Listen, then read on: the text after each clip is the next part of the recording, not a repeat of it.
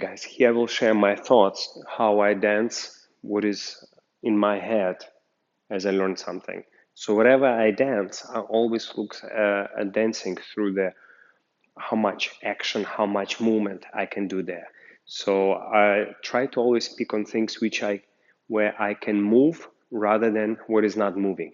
So for example, if I have choice to focus on holding strong center and having a straight posture, or moving the hip, rib cage, or arm, the leg, I always choose to move movement.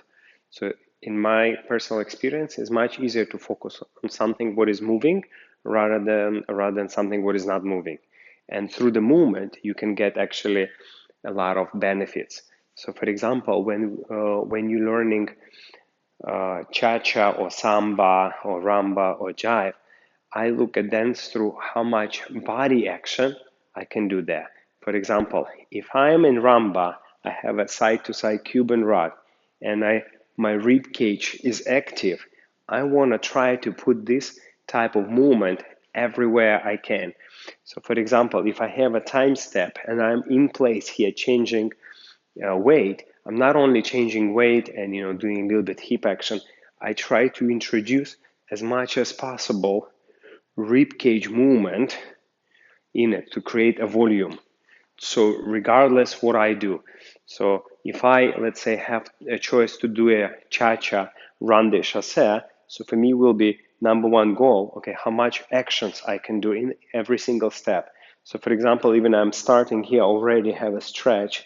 Why I always do stretching? Because it creates my rib cage forward, so I can press it, that magic button that will activate my hip, and I can look a little bit more flexible. So in every movement I do, I always try to find the way to use my rib cage. Okay, and also in order to this, of course, for a little bit more advanced level, you try to make your step through the action. So what I mean, of course, you have to learn, let's say, walks, step, Latin cross, like say, cha-cha lock step. You have to know this step first. But then you have to look at the step through how much action you do there, or even using the action to create a step. Not using a step and create action on top, but using the action to create a step. So how can we do it? Let's say, I always imagine if I have to go forward with my leg, I imagine that is actually my rib cage. That's what is moving forward, not the leg. And by moving my rib cage forward, immediately my leg responds. Now, for example, I'm not thinking this leg crossing, I'm thinking this magic button here pressing.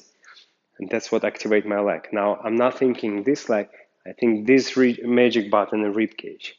So I connect my upper body to the lower body.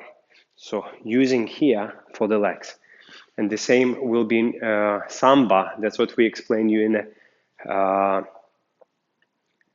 a technique section for samba, whisk. So instead of just thinking right leg to the side, I'm always thinking my rib cage, my magic buttons. So I will think pressing my left magic button to create my right rib cage, and that will create a step. So then I don't have to dance with the legs. I have to be more focusing on my upper body, which creates much better, much more flexible feeling for every movement I do. So look on everything through how much action you can do there. And in this course, actually everything I will teach you is how to activate your rib cage, your upper body, and dance using your body actions, not the leg actions only.